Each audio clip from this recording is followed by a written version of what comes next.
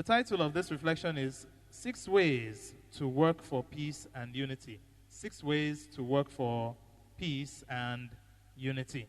Why have I titled it this way?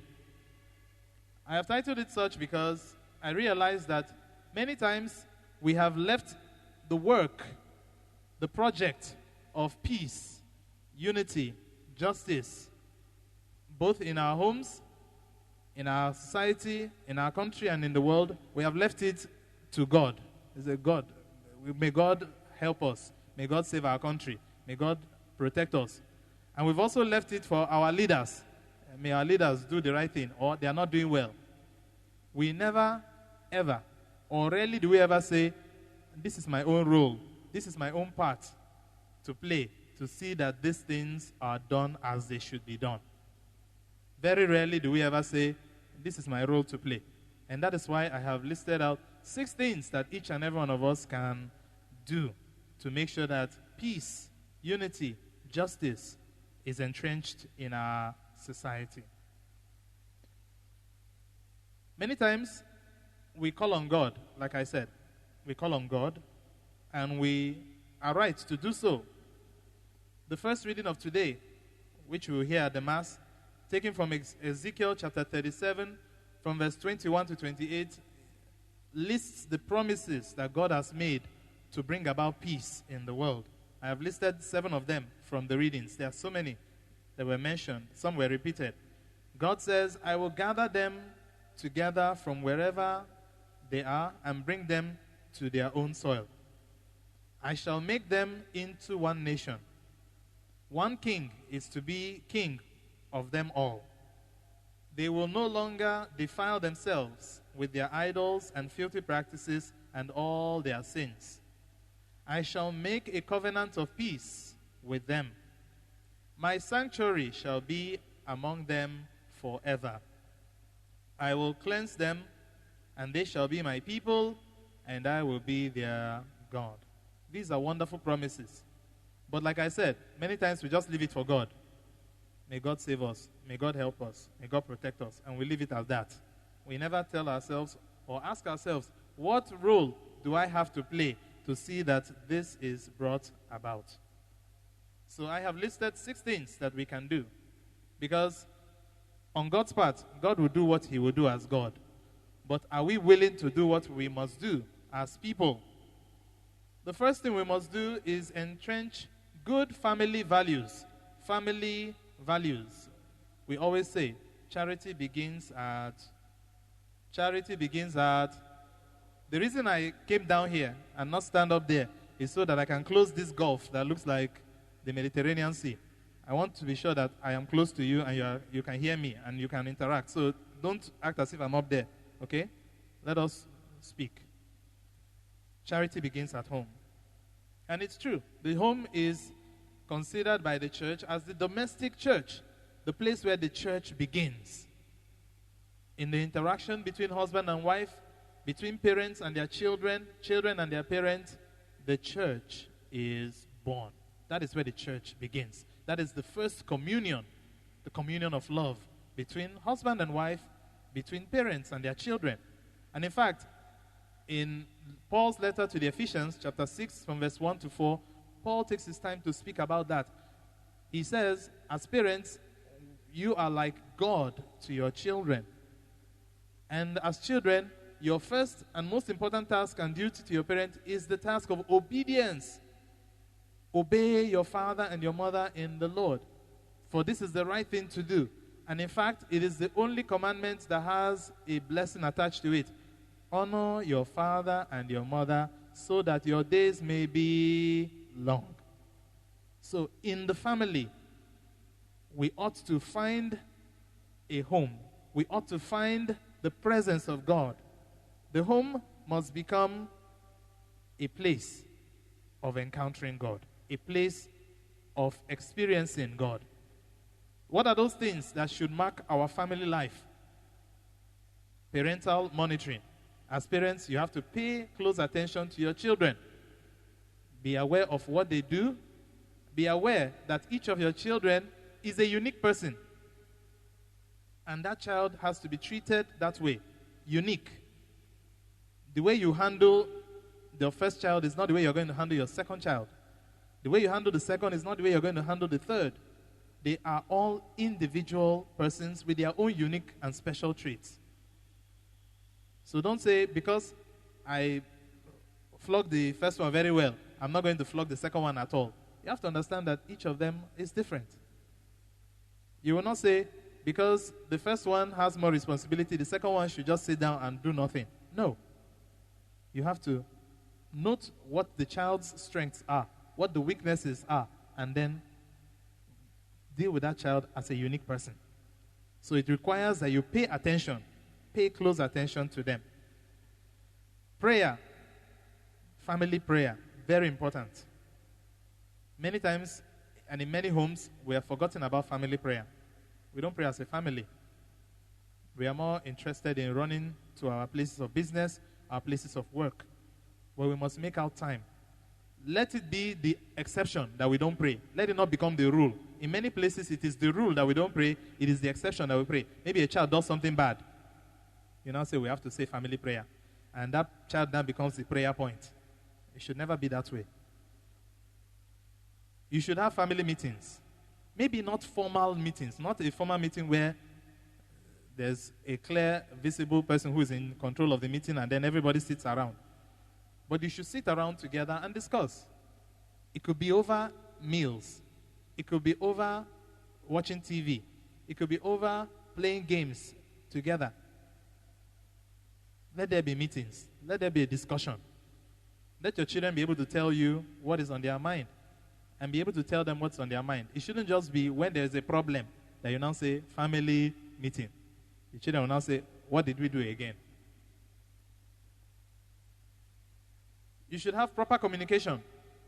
You should communicate effectively. Communication should be both verbal and non-verbal.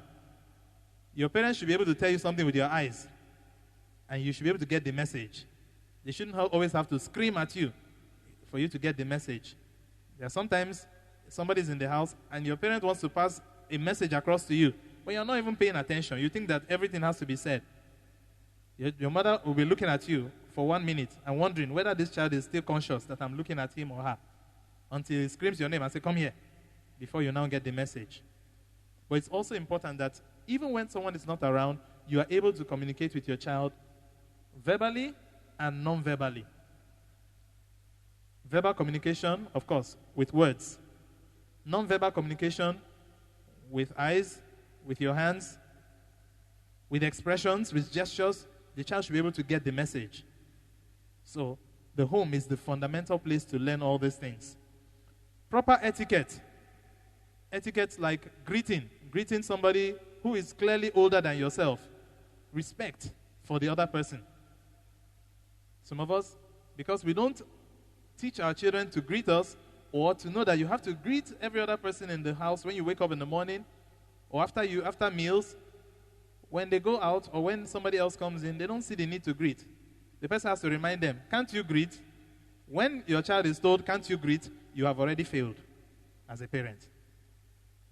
Because your child ought to know that if somebody else comes to the house, a visitor comes, they should make that person at home. First of all, by greeting the person and then showing the person to a seat as they wait for you to come in. What if the person comes in your absence? The child should just stand by the door and say, my mom is not around. The person should be made welcome first until the person has proven that they are not a visitor or they are not a familiar person. Then the child has to now be aware.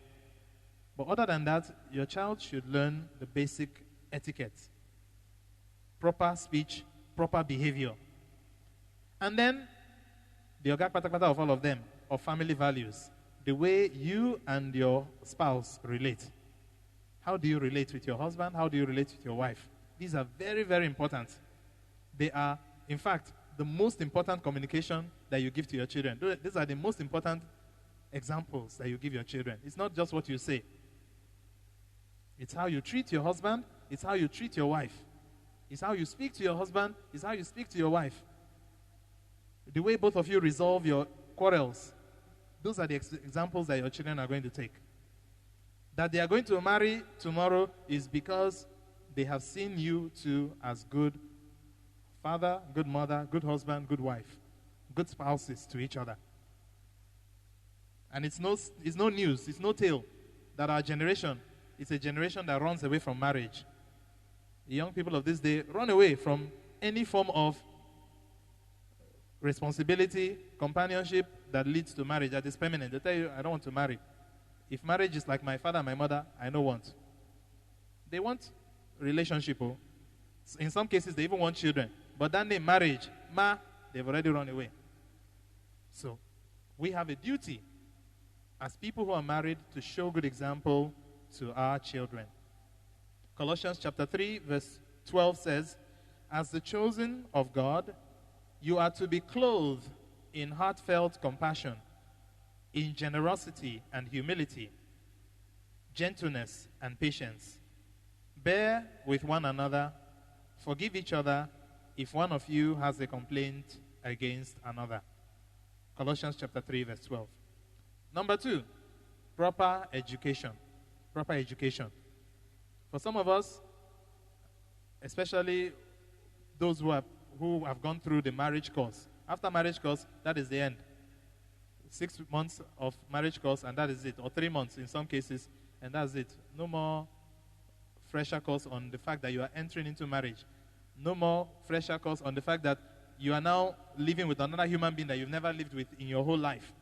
No more updating of how to take care of your children, parenting. The stress that you're going to go through, training 1 child, 2 children, 3 children, 4 children. The fatigue of going through pregnancy and giving birth to 1 child, 2 children. Or miscarriage. Nobody talks about that. How do you deal with those things? Finances. How do you deal with finances? Knowing that as a single person, your financial life was different. Being married, a different financial responsibility has been placed on you. With children on the scene, a different financial responsibility. And you're not just taking care of yourself and your immediate family, you're also taking care of your own family, extended family, and your spouse's extended family. And if you were used to giving your mother something before, now, as a woman, you have to ask your husband's permission in order to do that. As a husband, you are no longer just taking care of your own family, you have to take care of your wife's family too. So your budget has to be like national budget or like state budget because you're thinking of so many people. Limited resources, so many needs, so many mouths to feed, so many responsibilities to meet. So ongoing education. You need to keep investing in knowledge, in building yourself so that you meet the challenges in the family, so that you meet the challenges in your work. You have to keep updating yourself. Or else tomorrow you hear that your company is retrenching some workers and you're affected because your company doesn't think that you're adding any new value. And they have other people who are doing better than you. So they tell you, please, your services are no longer required. So proper education. And for your children, effective and proper education. It's only sad that we don't have so many Catholic schools around. If not, that's a very good place to invest in the education of your children. But where it is still possible, do so. And if you can afford it, do so. Because education should not just be technical knowledge. Because that's what we are taught in school. Science and technology. How to operate a machine. How to do this, how to do that. They don't form the person who has to operate all these things. Formation in morals. Knowing what is good, what is evil. Formation in social communication and relationship. How to speak, how not to speak, what to say, what not to say. How to treat people, how not to treat people. Psychological formation. So that the child understands that sometimes you can be stressed. And in order to unwind, you need games. You need to interact with other people. All of these things go to form proper education, proper formation of the human person. So that the person is not a robot, but the person is a human being with a beating heart. A person who understands human feelings. A person who understands compassion, empathy. A person who has feelings for another person. All that goes into formation and education. Proverbs chapter 22 verse 6 tells us, train up a child in the way he or she should go, And even when he or she grows up, he will not depart from it. The third is leadership. Leadership. Good leaders are products of good formation. Formation in faith, in morals. When a person is properly formed in their faith, this helps them to place everything, including themselves, under God. Morality helps them to understand what is good and distinguish it from what is evil. And they learn to give each person what is their due, what is their own due respect, what is their own due in terms of if you're in an interaction or in a transaction, you know what this person should get, what this person should get, what this person should receive, instead of gathering everything to yourself. And that is what we call justice, to give each person what is their due. Justice. A good leader knows that he or she is only a servant. You are called to serve. And with this, such a leader would eliminate selfishness, corruption, and vice. Why do we have bad leaders? We have bad leaders because we have a poor structure of educating and forming people, forming conscientious and responsible people. The family where the training should begin is down. Schools where this training should continue is nowhere to be found. In fact, most public universities now are on strike. They say, oh yeah, go back to your papa house. Matthew chapter 24, verse 45. Matthew 24:45 tells us, a faithful, sensible servant is one to whom the master can give the responsibility of managing his other household servants and feeding them. A person who is placed over other people is placed there to serve them, to be a minister. That is what it means to be a faithful leader. The fourth is personal integrity. Our parish mission statement for the year includes that word, integrity. We're going to keep hearing it throughout this year, integrity. What does it mean to be a person of integrity? There are at least 5 characteristics to show that you are a person of integrity. 1, you are honest. Honesty. Honesty. When you say white, we believe that it is white. If you say black, we believe that it is black. If you say it is day, we know that it is day. If it is night, we know it is night. Honesty. The second is respect. Respectful. Being respectful. You are not just thinking about yourself, you're also thinking about the other person. If someone has done something good for you, you tell the person, thank you. If somebody has offended you, you tell the person, I forgive you. Trustworthiness. Trustworthiness. Are you trustworthy? Can people give you a task and then just say, don't worry, he will take care of it? Or are you the kind of person that they have to keep pursuing with koboko or with reminders upon reminders to say, do this or do this or do this or? That is a sign that you are either trustworthy or you are not trustworthy. Responsibility, being responsible. Being responsible is also a sign that you are a person of integrity. And finally, you are helpful to others. You are helpful. You are valuable. You are a good addition to a team. You are a good addition to a group. You are a good contribution to your society. You are a useful member of your family. You are a useful member of society. That is what it means to be a person of integrity. If you look around you, and you look for people of integrity and you cannot find any, you should become one. Okay? Don't say, there's nobody, there are no people. You should become a person of integrity. Proverbs chapter 10, verse 9. Proverbs 10, verse 9 says, he or she who works in integrity and with moral character works securely. But he who takes a crooked way will be discovered and punished. Proverbs chapter 10, verse 9. The fifth one is security consciousness. Security consciousness. These are all ways in which we add to the peace and unity of our society. Security consciousness. Nobody needs to be told that we live in a time of serious, critical insecurity. Security is a primary concern today. You cannot afford to put yourself or any other person in harm's way. You can't afford it. So actions like keeping late nights have to be things of the past. Going out without informing somebody of where you're going to is an act of irresponsibility. It's a sign that you're not a person of integrity. So if you're going out somewhere, doesn't matter how close or how far, let one person be aware of where you're going to. And like I said, it begins in the home. As a man, you're going out, let your wife know where you're going to. As a woman, you're going out, let your husband know where you're going to. As a child, Mommy, I'm going across the street.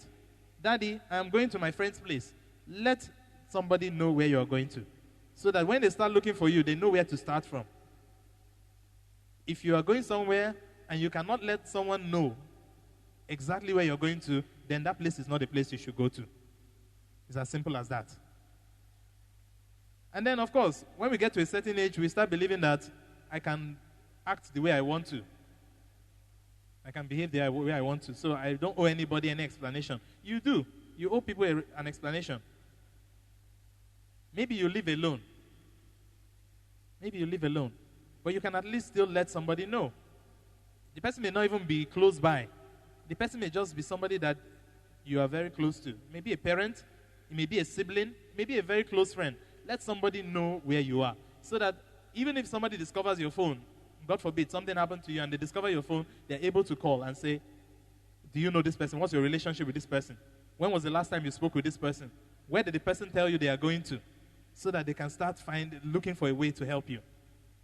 But if nobody knows where you are at any given time, you're in trouble. Anything can happen. You know, it was when I came down to the south here that I discovered that most houses, they don't just have burglary like a gate protecting the house. Every floor you get onto has a burglary. So in order to go in or out of a particular story of a building, you need the key to pass. And I thought the north was not safe. You know, all my life, I never saw that. Anytime I'm going to visit any family, we have to call and say, we are coming, so they can open the door for you to pass. And in many places, in many public houses, you find out that there's a door like that on every, whether it's a story building or in a bungalow or something, and then somebody's in charge of the security. And then there's this person who is always coming back late. Everybody has gone to bed. You just suddenly come back, bang, bang, bang, bang, bang, boom, boom, boom, boom, boom. You didn't tell anybody that you're going to be out late. And now people are sleeping. In a time of unrest, people are just trying to at least catch a good sleep. And then you come at 1 a.m., 2 a.m., 3 a.m. in your act of irresponsibility. And you expect the other person to be awake, waiting for you. Even if the person is a paid security officer even. For the safety of your own life, do not risk it.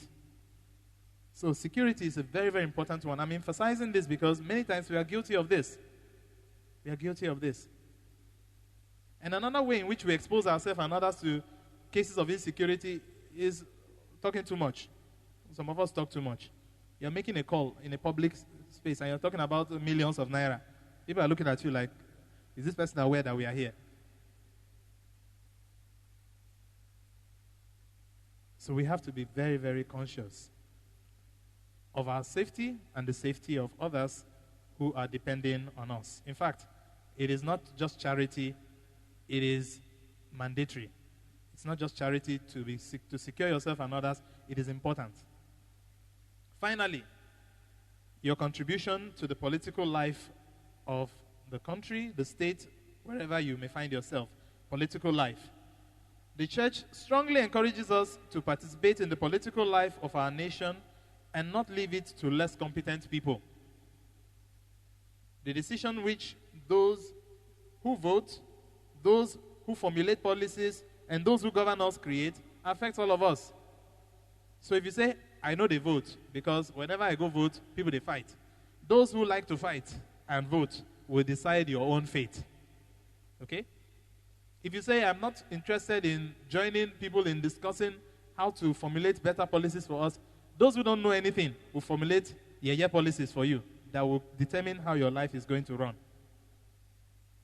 If you say, I am not interested in politicking, in joining in the race of politics, because the church also encourages us, if you have the gift, and you think that you can lead, go in. Because if you don't, well, some other persons will take that position and you will see pepper. We are all in the pepper. Is that not so? We are all in the pepper soup now. And if we don't change things, it will continue. It will continue. So each of us has a stake. We have a role.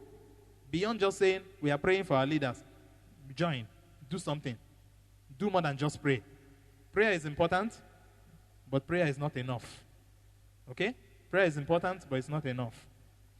1 Timothy chapter 2, verse 1 and 2 tells us, I urge that supplications, prayers, intercessions, and thanksgiving be made for all people, for kings, and all who are in high position, that they may lead a peaceful and quiet life, godly and dignified in every way. God will do for us what we cannot do for ourselves, but God will not do for us what we can do for ourselves. All glory be to the Father, and to the Son, and to the Holy Spirit.